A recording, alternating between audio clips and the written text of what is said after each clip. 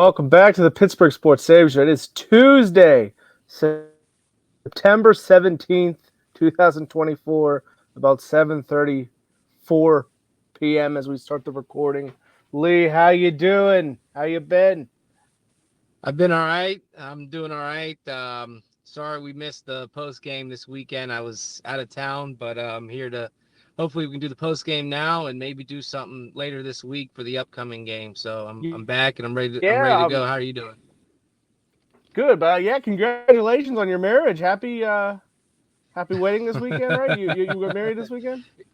Yeah, I went up as a groomsman for a buddy of mine that got married. Not me, not me. No, no, no. Oh. So it wasn't your wedding.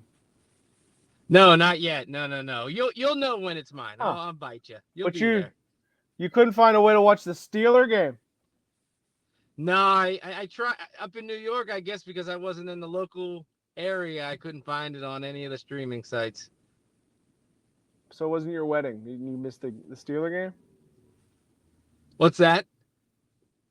So it wasn't your wedding and you missed the Steeler game? Yeah, isn't that terrible? It's a double whammy right Okay. there.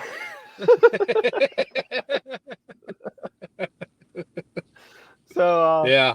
like you said, we could talk a little about last week. We talk about a little about this week. Have you got to see any highlights yet? At least you going in this cold turkey? Yeah, I watched some of the highlights. Yeah. So I got to see cool. some of the highlights of the game. So yeah. Yeah, I figured we can have Tomlin be our narrative this week and let him go through, and he's going to talk about week 2 and then go into week 3, and we can comment on what he has to say about everything and go from there. But so let's pull up Tomlin and his press conference that was held earlier today. All right. Good afternoon. As always, I'll start with a quick synopsis of our last performance, and really I have the same sentiments that I had after the game. Man, it's hard to win in this league, and I'm grateful to sit here at 2-0, man, with 2 road games to get us started. There was a certain level of comfort with the road game environment in Atlanta. We've been in Atlanta quite a bit here in recent years, and I'm really comfortable with the amount of support and stuff that we get in Atlanta. Was highly concerned environmentally about Denver. Hadn't been in that environment, I don't think, since maybe 2018 as a collective. Know the intensity of their fan base and how loud that venue could be. And so was really concerned about the environmental components of the matchup. I thought we did a nice job of kind of minimizing that, particularly in the early portions of the game. We stayed on schedule. We ran the ball. We utilized quarterback mobility sometimes in situational moments to minimize some of that. We were able to push through the red zone and put 7 on the board. I think 7 points as opposed to field goals has a way of doing some of those things. And so I was really pleased with our ability to manage some of the environmental things. I like the way that our guys communicated in game. I like their just approach to preparation regarding the environment. Also, as I mentioned, as the game unfolded, I got displeased with the amount of penalties that we absorbed, and really in all 3 phases. We had a penalty in the return game that kind of minimized our return game. That's 2 times in 2 games we've had a penalty in the return game. We feel like we got dynamic return people. It hadn't had an opportunity to really reveal itself yet, but you don't have a chance to get the return game going until you play penalty free in that space. And so yeah, I'll stop there, Lee. That was your whole big thing last week, is to eliminate some penalties. And then we came out this week, and it was pretty much the same kind of deal where you got penalties. I let me see if I can pull up exactly how many they had. I got the I do have the stats right here. I do have the stats. Yeah, right if you're here. ready for go ahead and throw them out there for the do the penalties first, and then you can go through everything else. Yeah. So the penalties this week, Steelers 10 for 78. I mean, here we go again. 2 weeks in a row, penalties and big yards. The Broncos had a little bit more. They had 9 penalties for 124 yards. So the penalties are just something, that, we talked about last week, that hopefully they can try to minimize throughout this season. But it looks like they're repeating what they've done over the past 2 weeks now, what they've done for last season now with these penalties. And this is something that's supposed to be fundamental to the game that they're supposed to know and be able to nip this in the butt in practice, but it just seems like it's just happening again. So I'm hoping that Tomlin has something, and some of these coaches have something that they can say to these guys to, get these penalties down, because it's just too many. So one of the things that happened in that game was Broderick Jones had 3 penalties on one drive, and he got benched. He got pulled in the middle of a drive, even though he was scheduled to play that entire drive. Got pulled in the middle of the drive. So that's one thing where maybe that is something where they're gonna start holding people accountable. That was a really egregious situation there with a young guy who is out there and he just getting penalized throughout a whole drive. That you don't see that often, to see 3 penalties on one guy in one drive. But yeah, I think penalties have been an issue. What from the first couple minutes of what we were just listening to, one thing that surprised me, but I mean, I guess when you're a defensive coach and you're just happy to get wins, he seemed to be like content with the first half. They scored 10 points, finally got a touchdown. But I don't know, going forward, 10 points and a half.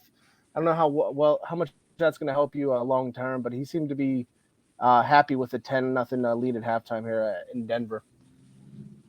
Yeah, I hear you on that, and I don't know what that's going to do, because it's just starting to seem like, again, I just saying this is starting to seem like a repeat of last season with the low scoring.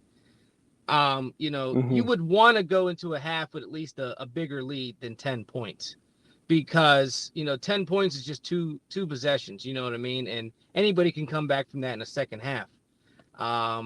We just happened to get lucky and end up winning this game and being able to stop, Denver Broncos. Now, let this have been somebody else, who knows if that 10-point lead would have, stopped anybody else. But it is strange that he is content on that. But, I guess like you said, as a defensive coach, he's just happy that, okay, well, they stopped them from scoring, and they weren't, it was 10-0 at half, and we were able to just at least have a lead going into the half. So, I don't know. Like you said, maybe it is because he's a defensive coach, but, he has to address this offense, because we got to get this offense moving and getting more points on the board, because we can't continue this from last season. Because I want to go through some of these stats real quick with some of these. Go ahead. So, again, the final score was 13-6, Steelers over the Broncos. Total yards for the Steelers, 251 to the Broncos, 295. Now, we're getting back to that whole where we can't even get over the 400 yard, offense thing, and it's like, it's getting there. Pass yards, Steelers 110. That's, there's nothing there. 110 yards to the Broncos, 231. We did well here with the rush yards, 141 rush yards for the Steelers and 64 to the Broncos. Now, the Steelers are, we talked about that last season with them wanting to be like this, back to that blue collar, running team, and it's good that they got the running yards, but they got to get these pass yards up. Yards per play, the Steelers 4.3 yards per play to the Broncos 5.3. First downs, Steelers had 16, Broncos had 13. Third down efficiency wasn't that well this week. Steelers had 4 for 13, Broncos 2 for 12. Fourth down efficiency, the Steelers didn't go for it on fourth down. Broncos were 1 for 2. Total plays were about the same, 58 for the Steelers, 56 for the Broncos. Each team allowed 2 sacks. The Steelers punted the ball 8 times to the Broncos 6 times. Again, penalty yards, 10 for 78 for the Steelers, 9 for 124 for the Broncos. There were only 2 turnovers in the game. They were both interceptions thrown by Bo Nix from the Broncos. And time possession was Steelers had 32 minutes and 19 seconds to the Broncos 27 minutes and 41 seconds. So, okay, yeah, you could be happy you got the win. That's nice. You got a 2-0 win there, but to be content with just 13 points is not good. Yeah, Steelers got their first touchdown of the season so far, but we want to see some more touchdowns. We need to see some more passing yards, and we need some more offense. I don't know how you feel about just hearing all those stats. What are your thoughts? Yeah, I'm right there with you with the offense. I especially coming up this week, we got the Chargers, who you expect to score some points. They've been really good. They're 2-0 at this point. I think it's gonna be a theme of what we're gonna be talking about throughout the day. Listening to Tomlin is just like there's. It's good to be 2-0, it's good to be 2-0 on the road, but there's just red flags there that we've seen this story before. We know what can happen when you're not scoring points. It didn't happen to him this week, but it just felt that at any point the Broncos get a sneaky touchdown there, and they're right back in this game. And then the Steelers are in trouble down the stretch and they lost this one, but they were able to survive it. You gotta give them some credit for that.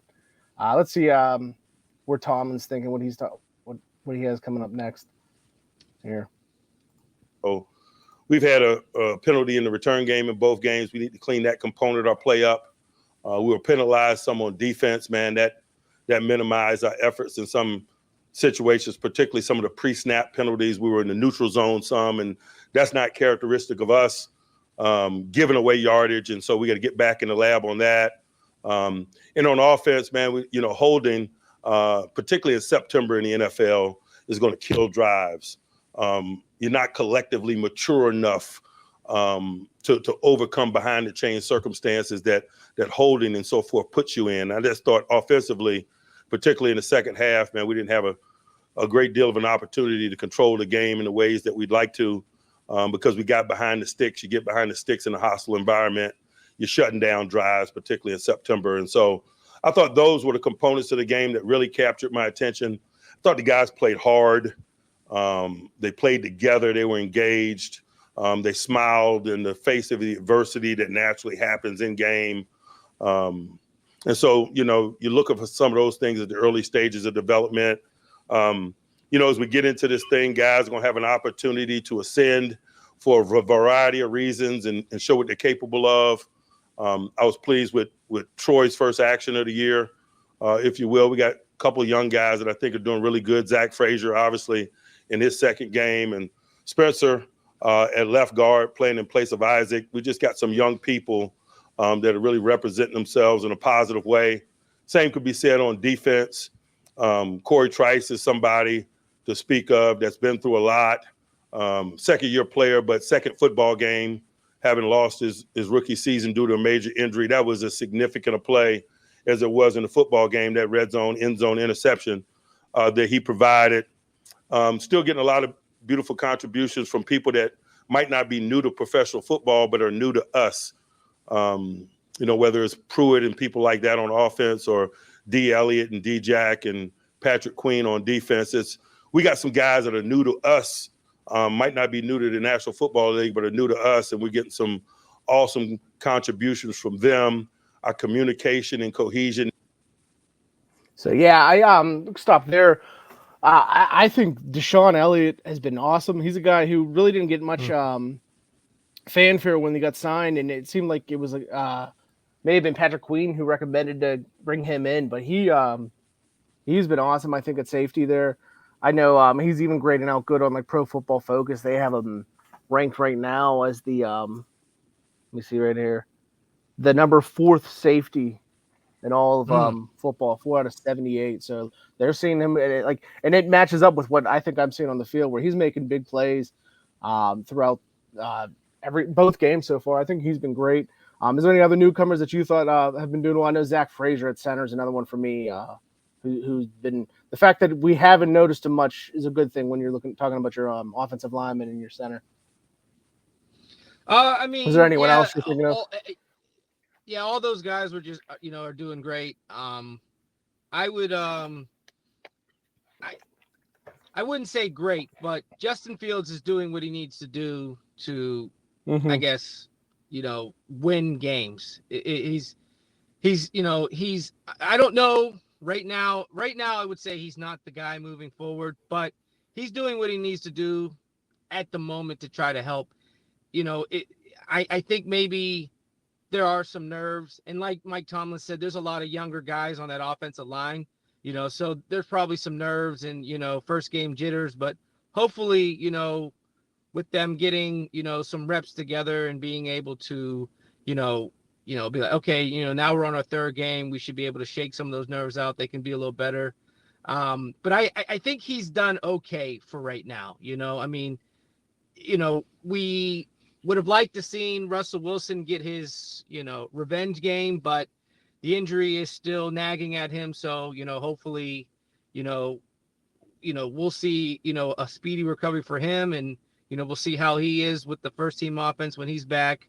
But I think Fields has done okay for right now. I wouldn't say great, but he's done okay for us. Yeah, he's definitely shown that he can win a game. He's shown that he can be a good backup in this league that can come in and fill in for your guy when he's out. I wonder if the question is he still the best option for the Steelers, which it might be the case if Russell Wilson can't get healthy and if he's still having this lingering calf issue the way he's had it so far. You're probably going to be looking at a couple games in a row, and it seems like a lot of people are trying to push the idea that maybe you just stay with Fields no matter what because of what they've seen these first two games. I don't think I've seen enough to change my opinion one way or the other, and I don't think anyone should. If you had an opinion one way or the other and you've seen these two games, I still can't see why you would change that from what you had before the season started. I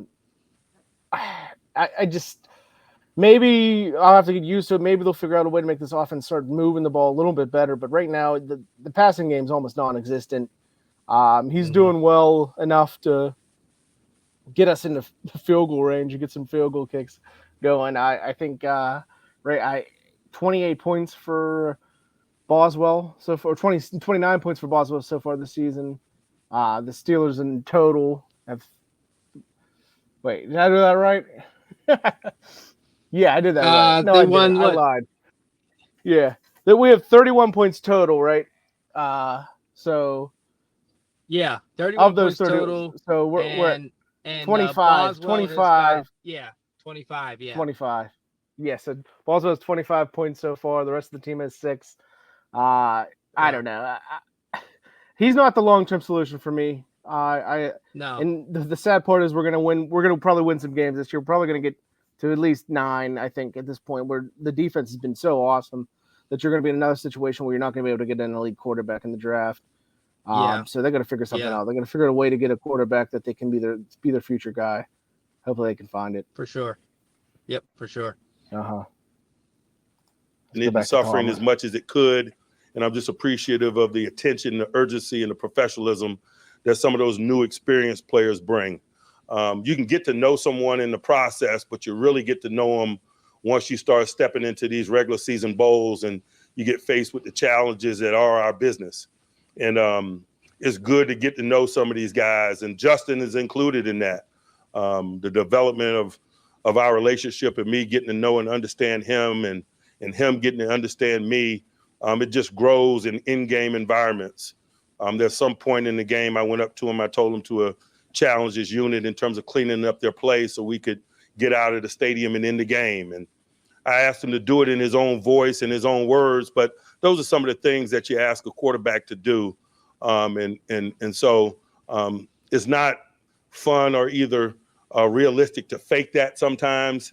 And so it's just really good to kind of be in in-game circumstance and get an opportunity to work together in the ways that coaches and leaders, and specifically that instance quarterbacks, have to do in an effort to land the plane or get the desired result. Some injury things to speak of in-game. Tyler had a hamstring. I don't have a report on his status as I sit here today. I think he's been evaluated as we speak. The same thing could be said about Pruitt's knee. And Ben, he's got a shoulder, although we've been elevating Ben. He hadn't been on the 53-man roster. I think he had some shoulder discomfort at the end of the game. All of those guys, I don't have a lot of information about their status as I sit here today. That stuff's ongoing. But as always, we include guys as they're capable of participating in preparation. And for new and young guys, the sooner that happens, the more consideration they're under. For older guys, that will give them some latitude as a general practice. And so we'll see what the week holds for some of those guys in terms of some of their roles. But a guy like Tyler Matakevich, man, if he perks up at the end of the week, he is a veteran core teamer and a guy that's been with us before. I'll leave a light on for a guy like him, for instance. Some ongoing injury issues that we've been managing. Isaac might be closer to return. We won't speculate. We'll just simply continue to ready the guys that are available until we get an understanding that he is available. and that's oftentimes dictated by the level of participation and the quality of that participation in practice. And so we'll see what the week holds in terms of him, but he is getting close, and so it's good to follow his participation during the course of the week. And really, we're kind of in the same posture as we were in last week with Russ. As I sit here today, Russ is not scheduled to be a full participant in practice, and so we're ready in a plan that features Justin and his readiness. We'll follow Russ throughout the week, and if his participation gets to a level in participation and quality where we should consider him, we'll delve into that at that time. And obviously, when that happens is a component of the consideration. But as I sit here today, he is not scheduled to be a full participant tomorrow in practice. And so we're readying ourselves around Justin, and we'll stay in that mindset until something else happens. Hypotheticals is a waste of our time. Now I'll push forward. Okay, so that was odd, right? Am I crazy that he? Yeah. First of all, looks like he's reading off a script, but I don't think he is. But the way he kept looking down there was odd. His pauses were odd. It wasn't like the normal inflection you get from Tomlin when he's talking about the Russell situation. So maybe that's going to be something to look at. Maybe that's something to keep an eye on, is whether or not Russell ever officially takes a snap for the Steelers this year. If there's already some weird things going on. He doesn't have a big cap hit, so if it gets to the point where there's just stupid things going on in the background, maybe it's a situation where he doesn't last long with the Pittsburgh Steelers. But yeah, what did you think of that? Did it seem off to you? Yeah, it did. And the fact, it was like you said, it was like a script. It was like he was looking up, he'd pause, and then he'd read, and then he'd pause, and then he'd read, and then he'd pause. Mm-hmm. It was very strange. Yeah. So I don't know, maybe like the lighting, the only excuse I could see for him is maybe the lighting. The lights were like bright or something. But yeah, he definitely looked like he was reading off something. Yeah, and so it'll be interesting to see how things move forward with him for the rest of the season. I mean, it already looks like it might be Justin Fields for week 3, just the way he was just talking there. So I guess we're gonna have Justin Fields for week 3 now. So I don't know. I'm curious to see if Russell will even get a snap this season. I'm curious, wondering, if he's injured, I don't know. I don't want to dive down there. I just curious to see what's going to happen the rest of the season. You think Russell's team may have got to him and told him to get a message out there for him? You never know. Yeah. Well, we'll see what happens. Okay, I think Tomlin's going to move on to the Chargers in week 3 here. Forward toward the Chargers. Okay. Man, really excited about this matchup. I'm excited for a lot of reasons. First, it's our first home game, and it's nothing like playing in Acrisure for us. We respect it, but it's still exciting nonetheless. We realize that we got a lot to do with what goes on in that environment, and so in that spirit, we're preparing with an edge. I'm also excited because we're playing a dominant 2-0 football group, a group that's done about as much as you could do at this early stages of the season. They've won some games in convincing fashion. They've controlled the line of scrimmage in both games.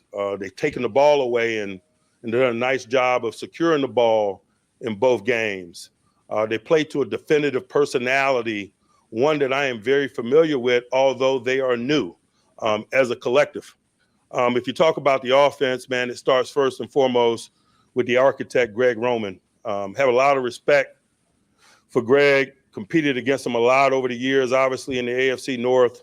A lot of what I see on tape and what we see on tape is very familiar. He has a mode of operation, but all the good ones do.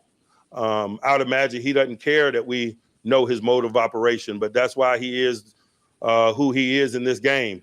And the tape looks like that. He's got some familiar people, guys that have experience within his system. J.K. and Gus in the backfield, but also Bozeman at center, Hurst and Tomlinson at tight end. And so you're talking about some guys, there's a splattering of guys throughout the offense who's got experience there, and it's probably aided in a big way in terms of them building the foundation of that culture. When you got some guys that nod in that knowing way and have been around you before, and it's an asset to you. And they look mature beyond 2 games in terms of their collective unit maturity. Obviously, JK and Gus got a lot to do with that, guys that have played within this scheme and understand what he's trying to get done and have talents that fit that scheme. It's going to be a big challenge for us. I mean, they're running to and through defenses. And so we're working with an edge with respect to that.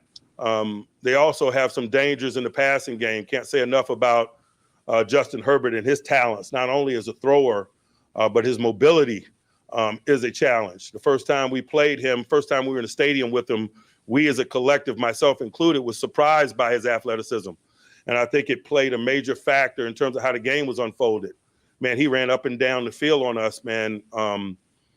Scrambles and so forth, extended plays. It was a significant component of the outcome of that game. And so we've been in the stadium with him before. We're not speculating about the impact of his mobility. We've experienced it. There's no substitute for experience in that regard. And so we got some challenges to deal with their offense. On the defensive side, that was a lot of praise for a long while on the offense of the Chargers. And I mean, I get it. They've been great. Herbert's had a great start to his career. Greg Roman, of course, we know from the Ravens and all this time there, always had a great running attack, and that's the same thing they're doing so far this year with the Chargers. Yeah. He brought in J.K. Dobbins and Gus Edwards, I believe, from the Ravens. So they're just coming over here from Baltimore and doing exactly what they were doing there, getting some yardage going. And that was as much praise as you can give a team, I think. Yeah, for sure. Maybe he's just excited to play against Jim Harbaugh. I don't know. Maybe he just didn't want to say Jim Harbaugh and he just wanted to say the Chargers, so who knows, but he seems excited. And it'll be an interesting game here. Our first home game, hopefully, we can get a 3-0 start here. That's what I predicted. So we'll see what happens. So. Yeah, this is the first time we're going to have different results on our predictions. I had the Chargers winning this game, but going into it now, the way the defense is played, I might be able to be changing that pick. I don't think so, but we'll see as we'll get a prediction at the end of the episode here. But yeah, it'll be a fun test for the defense because the defense looks amazing so far. But first game, you have Kirk Cousins coming off an Achilles injury for the first time. He's in a new offense. They did win this week, though, Atlanta, so that does give you a little more hope that that was a good win week 1 in Atlanta. And then week 2, you got a rookie quarterback who's trying to go and try to figure things out. So this will be the first real test for this defense that we got here that we think and expect is going to be a great defense this year. Yeah, for sure. So it'll definitely be a good game, and I'm excited to hopefully catch this one this week. And then he talks a little bit about the defense. We can get into that real quick and just let him hear Tom Menace say about the defense. Man, their coordinator, Jesse Minter, man, I feel like I've known him all his life. I worked for his dad, Rick Minter, years ago at the University of Cincinnati when Jesse was a high school guy. He spent a lot of time with me. I was a secondary coach. He was a defensive back at the time, and so he and I had a lot to talk about. He would, work out with my guys when he could and things of that nature. So I followed his career a lot over the years. Got a lot of respect for the groundwork that he's laid. He is really playing to his personality. Watched a lot of Michigan tape a year ago, obviously, because of the number of draft-eligible guys that they had and the amount of success that they had. The schematics are very similar. He's doing a lot of the similar things. He's getting after people. He's aggressive. He's multiple. He's got some awesome bastard zones in one-dimensional circumstances that he unleashes at you when you're behind the chains or in passing circumstances. He has an awesome pressure package that highlight the talents of his edge people. If you're talking about their defense, man, you're talking about Bosa and Mack, no doubt. But if you think about the edge people that he coached at Michigan in recent years, Hutchinson and others, like he has not been devoid of spectacular edge talent. He knows how to draw defenses, to highlight it and how to utilize it. And really the tape is very reflective of that. And so styles make fights. These guys play ball in a lot of ways similar to us. There's going to be some challenges, and it should be exciting because of it. But really, as I sit here on a Tuesday, man, that's just food and for energy and urgency from the preparation process. When you're facing a big game, man, it's not about the destination, it's about the journey. And I'm excited about walking this journey of preparation with our guys this week, man. And I'd be remiss if I didn't mention that, man. We're still very much in the growth and development stages as a collective in terms of how we go about the business of building and engineering victory. From Monday all the way up until the ball gets kicked off. And so we're learning every week. We're making small alterations or big alterations where necessary in an effort to continue the growth and development of this unit. Those of you that normally follow us know that we normally bring in officials on Friday for practice. We're bringing in officials Wednesday, Thursday, and Friday this week. I believe that that's appropriate given our last outing in that regard in terms of not playing penalty free. We're not hoping and wishing our issues away. We got to take tangible action, particularly at the early portions of the year when we land down some guardrails in terms of things that we value and how we go about our business and how we take corrective action in an effort to improve and increase our chances of winning. It's just ball that goes with September. And we better be really urgent about it. I'm ending him there. I was trying to find a stopping point right there, but he just went into full Tomlinism mode. Nonstop. I don't want to call it gibberish. It's better than gibberish, but it's just what was he got? It just never ended there. Let's go into the defense for the Chargers. I think the big thing is the pass rush. They got two good edge rushers there. I think you're gonna watch out for them. They got good corners, if I'm remembering right. Maybe there's been changes in the offseason I'm not up to date on, but I expect them to be a good tough test. Hopefully the offense is up to it. Should be a nice, fun game. Maybe we'll get some smash mouth football again, right? Yeah, it'd be nice. I think this is definitely going to be a defensive game on both sides. So, yeah, hopefully we can get this could be a real football smash mouth game right here. Maybe this will be the next rivalry, Steelers and Chargers. Steelers and Chargers. It's so random. I'm sorry.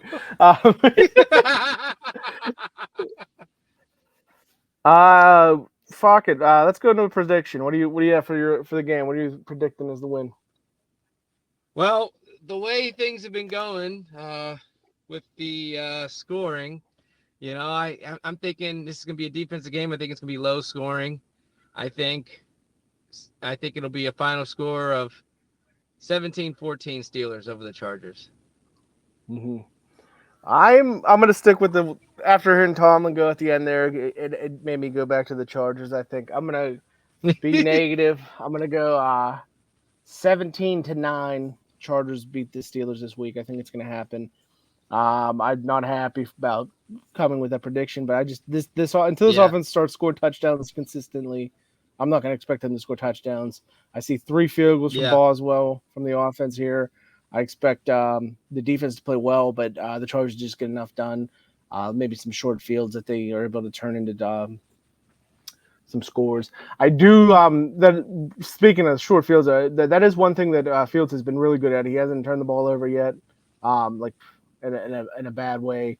So maybe that's something to keep an eye on going forward. Whether he can keep that trend going, or if that shifts away and he starts to get rid of the ball and lose it for us there. That would be a reason to switch to Wilson for sure when the time comes. But if that doesn't happen, maybe I can squeak this one out. Maybe get a defensive touchdown, and that switches this game up. I do think they'll be able to get to Herbert some. They have Joe Old, a young guy who seemed to have a pretty good game this past week as a tackle for them. So it should be a decent test for Highsmith and Watt and all them. But I'm gonna go 17-9 Chargers. It is what it is, I guess. It is what it is. Yeah. But other than that, Lee, I think we're ready to wrap it up. Unless you got anything you want to talk about before we go out and head out. No, that's it. All right. Again, I'll try to do better for this coming week. No more friends. You can have another friend. You can't make any more friends during football season. Whoever's wedding that was, I'm sure he was a good man. I'm sure he had a good win, Yeah. man. Was he not a Steeler fan? I assume. Oh, he's a huge Steeler fan. He's from Pittsburgh. Okay, then never mind. He's a fool. He's a charlatan. Why are you having a wedding? What was the wedding on Sunday? No, it was Or on was that it on Saturday. Oh, so you could have drove home, huh? How long of a ride is it from? I couldn't drive home. I was heard you were doing. very severely hungover. Severely hungover. You were That involved in drive some would have been festivities. brutal for me. I'd have been puking all in my car. Yeah, it would have been bad. So they probably watched the game, but you didn't, or did they not watch the game either? No, The they other didn't groomsmen watch into- either. We couldn't find it. Yeah, they couldn't find it. Huh. Yeah, Where were you at? Where in New Disappointing. York? somewhere near Syracuse, called Waterville, New York. Waterville, New York. F you.